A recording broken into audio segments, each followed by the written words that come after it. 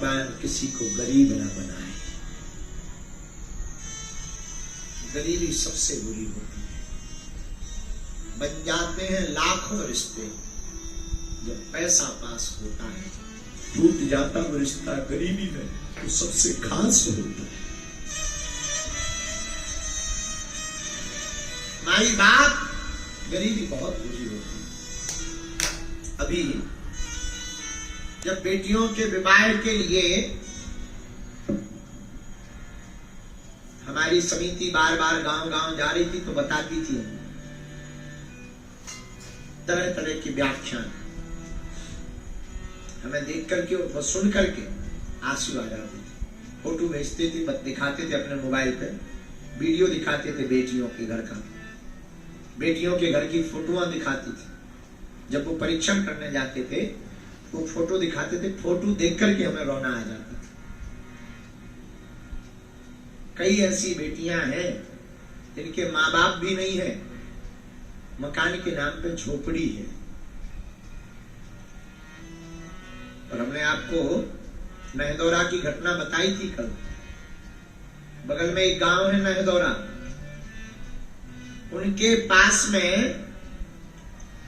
बेटी का पिता मर गया, मां पागल है, बेटी अकेली है और मकान के नाम पर झोपड़ी है।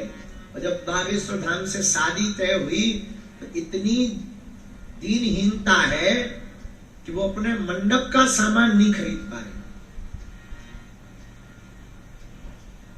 मंडप के दिन जो भोजन रिश्तेदारों का करवाना है वो नहीं करवा पाए। और हमको तो एक कल कार्ड मिला, कार्ड ऐसा मिला कि कार्ड देखकर रोना आ गया। हम दरबार हॉल में थे, एक बूढ़े दादाजी धोती होती पहने खड़े थे कोने में, भीड़ बहुत थी, सेवादार सबको धक्का दे रहे थे। वो बेचारे कोने में ऐसा एक टुकड़ा टाइप का ऐसा दिखा रहे थे बार बार। तो एक दो बार तो हमारी नजर नहीं गई, हम जब अंदर जाने लगे तो हमारी नजर गई। तो हमने उनका हाथ पकड़ा, उनका क्या बात है, तो वो गिर करके रोने लगे। हमें लगा कि बीमार होगा कोई, इसलिए रो रहे। तो हमने हाथ पकड़ा, उनका बताओ जल्दी क्या बात है, हमको जाना है। बोले महाराज जी आपकी कृपा से हमारी नातनी का विवाह धाम से हो रहा है।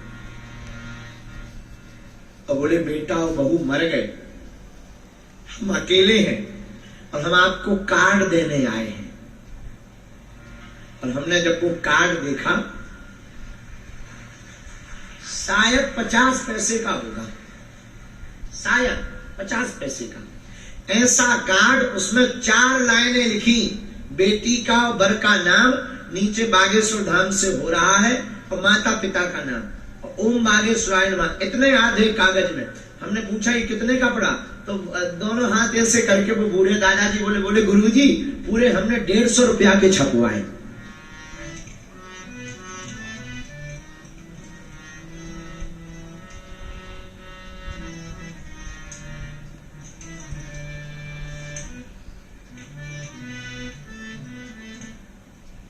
भगवान किसी को गरीब ना बनाए। बस गरीबी बहुत बुरी होती है, हमने तो अपने जीवन में बहुत देखी, इसी गांव में रह करके देखी। जिस गांव में हम कथा कर रहे हैं, इसी गांव में हमने 8 वर्ष तक भिक्षा मांगी। 8 वर्ष तक भिक्षा मांगकर हमने जीवन जिया। इसी गांव में लोग हमारे पास बहुत आते, कोई दिल्ली का आता, कोई बंबई का आता, कोई बाहर का आता, विदेश के आते, विदेश के लोग भी हमारे पास। वो कहते कहाँ आप यहाँ फंसे हो, दर्शन करने आया करो, चलो हमारे साथ, आपको हम आराम भी दिलाएंगे, आपकी व्यवस्था भी बनाएंगे, आपका हम बढ़िया मकान भी बना देंगे, आपका दरबार भी लगेगा, आप कहाँ फंसे हो, चलो हमारे पास। लेकिन हम उनको कह देते क्षमा करो हम यहीं रहेंगे। अब उन्हें हम क्या बताएं कि जिस गांव ने हमें खिला करके पढ़ा करके बड़ा किया, उस जन्मभूमि को हम कैसे छोड़ दें। जिस गांव में हमने भिक्षा मांगी हो, ये वही गांव है जहां की गलियों में हमने भीख मांगी, भिक्षा मांगी। ब्राह्मण का धर्म भिक्षा मांगना है। हमारे पिताजी तो कुछ करते नहीं थे, हमने थैला लेते थे, छोटे थे 8 साल के, थैला लिया, माता जी ने थैला दे दिया, पूरे गांव में जाते थे। गांव के लोग अमावस्या पूर्णमासी को आटा देते थे, उसी आटा से घर में जाकर के रोटी बनती थी। कई बार बरसात में वो भी नहीं नसीब होती थी। हमें अपना याद है, हम पढ़ते थे यही गांव में, 8वीं तक हमने यहाँ पढ़ाई की। एक पजामा रहता था, एक पजामा, और एक पजामा को हम जो है 3-4 दिन में, जब वो ज्यादा उसमें दाग लग जाए, ज्यादा धब्बे पड़ जाए, तब तो हनुमान जी लीला कर देते हैं, कपड़ा पहनने को मिल रहा है, उसी पजामा को रात को धोल करके सूखने डाल देते हैं, और सुबह उसी को पहन करके स्कूल जाते। आज भी हम वो रखे हैं, आज भी हम रखे, हम भूले नहीं है, आज भी हम रखे। और भगवान करे जब तक प्राण रहे तब तक हम भूले भी ना।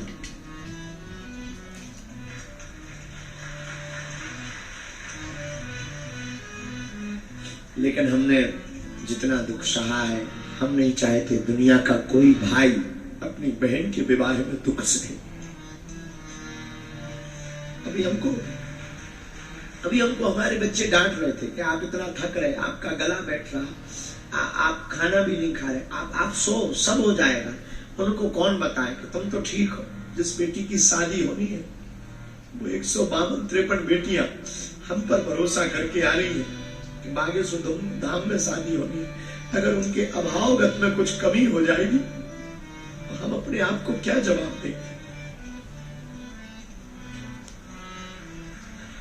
उनकी तो आशा हमसे जुड़ी, उनकी तो आशा हमसे जुड़ी। मेरे माई बाप हमारा कोई प्रदर्शन का विषय नहीं है, हमारा, हम तो राजनेता नहीं है, तो हमें तो चुनाव भी नहीं लड़ना है कि बेटियों का विवाह करा करके हमें चुनाव लड़ना है, या हमें वोट चाहिए, या दुनिया को दिखाना चाहते हैं। हमारा उद्देश्य सिर्फ भारत में ये है कि भारत में जितने मठ मंदिर हैं, वो भी अगर इन बेटियों के विवाह का संकल्प ले ले तो भारत की आधी गरीबी कम हो जाएगी। ये तय, ये बात शायद दुनिया का कोई व्यक्ति ना बोले, हम बोलते हैं कि हम अपने पैसों से नहीं करा रहे, जो तुम लोग हमें दक्षिणा में देते हो हम उसी से करा रहे। लेकिन हो तो दुनिया में ऐसा कोई जो अपनी कमाई से बेटियों का विवाह करवा दे, हो तो जो अपनी कमाई से, अपनी नौकरी से बेटियों का घर बसा दे। हम सिर्फ ये, हाँ हम अमीर नहीं है, हमारे पिताजी अमीर नहीं रहे, ना हम अमीर है, ना हमारा खानदान अमीर रहा, लेकिन बेटियों का विवाह करा करके हम दुनिया को बताना चाहते हैं कि तुम बहुत अपने लिए जीते हो, एक दिन तुम कभी दूसरों के लिए जीने के लिए सोचो। और हम चाहते हैं इस भारत में एक दिन, आज हम घोषणा करके कहते हैं, आज तो हमारी क्षमता नहीं है, आज तो इतनी सामर्थ्यता नहीं है, जितनी है कम नहीं है, इतना दिया सरकार ने मुझको जितनी मेरी औकात नहीं, इतना दिया, इतनी औकात नहीं। आज तो क्षमता नहीं है, लेकिन व्यासपीठ से हमारा प्रण है, कभी इसी मंडप में हम 1100 बेटियों का घर बसाएंगे। कभी कभी जब भगवान कृपा करें। हमने अपनी बहन के विवाह में भोगा है, हमने अपनी, हमारा पुराना घर अलग जगह है, नया घर दूसरी जगह। नया घर में जब हम गए थे तो पुराना घर बरसात में गिर गया, माता पिताजी और हम डेरा लेकर के, एक छोटा सा कमरा था, समाज सेवा भवन, उसमें डेरा डाला था, बरसात में उसी में रहते थे। उसी में हमारी बहन का विवाह हुआ था। तो हमने भी 1.5 रुपए का एक कार्ड छपवाया था। पता है कितने छपवाए? मात्र 70 कार्ड। तब तो हमने तुमसे कहा था कि तुम 700, 500, 700 कार्ड छपाओ, क्योंकि हमने अपनी बहन के में तो 70 ही छपा पाए, लेकिन हमारी जो बेटियां हैं उनके में खूब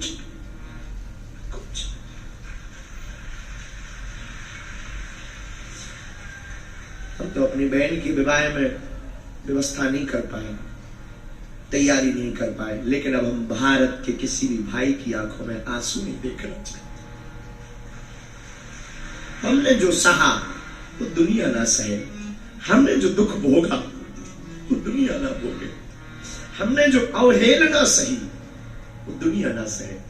आज बताना नहीं चाहिए, पर हम आज रह नहीं पा रहे, अपने आप को कंट्रोल नहीं कर पा रहे। हम जिस मकान में रहते थे वहां पूरे गांव के लोग गंदगी करते थे उस कमरे में। बरसात में जब मकान गिर गया तो हमने खुद अपने हाथ से साफ की मकान, उस कमरे को, साफ करके डेरा डाला। 2 दिन तक भोजन माँ ने स्कूल में बनाया और फिर रहे। समय है, लेकिन एक बात बोले, क्षमा करना, बहुत विनम्रता पूर्वक हाथ जोड़कर कहते हैं, ये भगवान की कृपा है, सो तो ठीक है, पर हमने कभी हनुमान जी के चरण को नहीं छोड़ा। यहाँ हमारे गांव के लोग भी बैठे, तो बहुत तरीके से जानते होंगे, गांव के लोग भी बैठे, उन सबको पता, हमारे सामने भी भाभी जी का परिवार पूरा सब लोग बैठे हैं। और इनके सामने हम ये कह रहे कि हम जब भी बचपन से ही हमारे गांव में एक महामाई माता कहलाती वहां हनुमान जी, जब तक हम उस घर में रहे तो चक्की वाले हनुमान जी के पास रोज जल चढ़ाने में, संजू को याद होगा। यहाँ हम जब दूसरी घर में आए, छोटे से कमरे में समाज सेवा का भवन था, वो भी टूटा फूटा, उसमें पूरे गांव के लोग नित्य क्रिया करने तक जाते थे।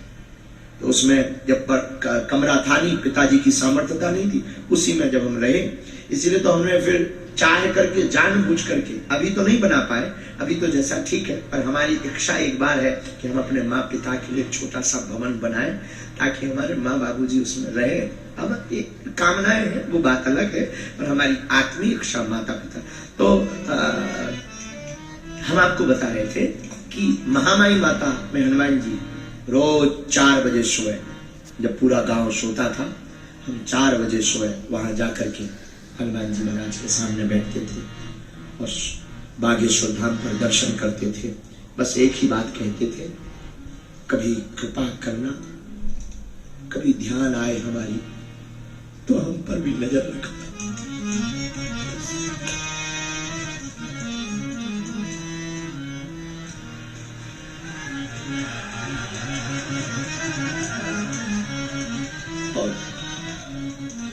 और उनको ध्यान आई, उनको ध्यान आई, उनको ध्यान आई, उनको खबर आई, उन्होंने देखा और देखा तो बैठा दिया, ले बलम पर चल,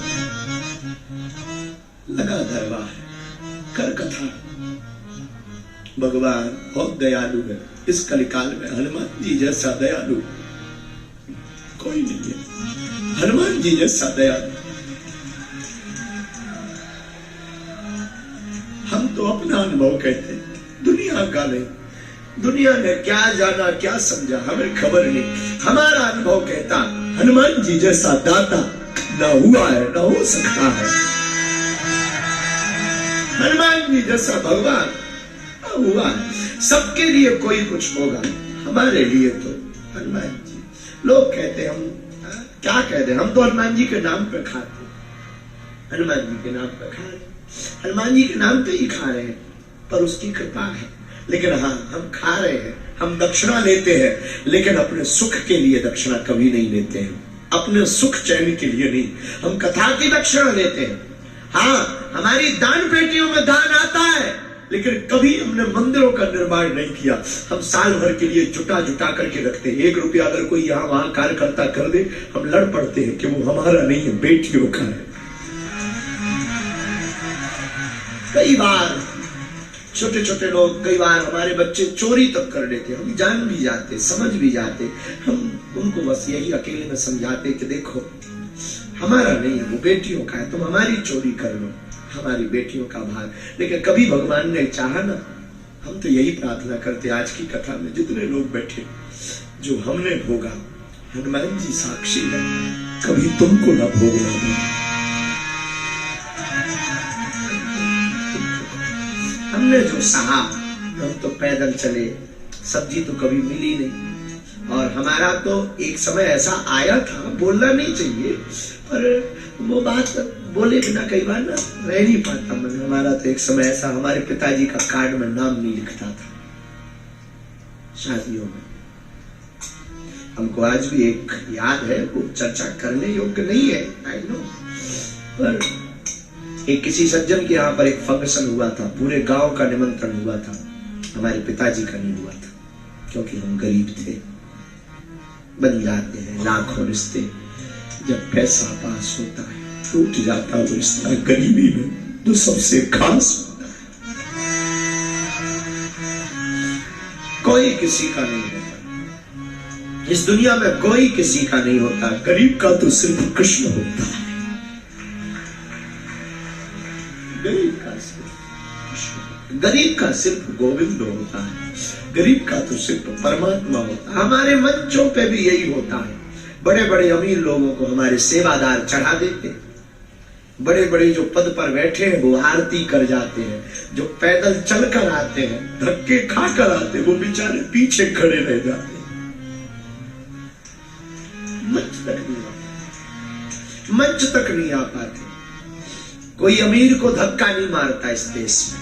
हमारे भाग्यशु धाम पे भी हमारे सेवादार अमीरों को धक्का नहीं मारते, उनको धक्का मारते जिनकी ज्यादा औकात नहीं होती।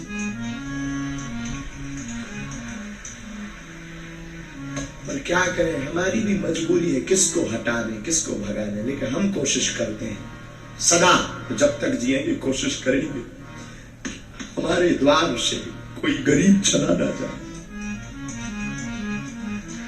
जिसका कोई नहीं है उसके लिए हम कोशिश करें।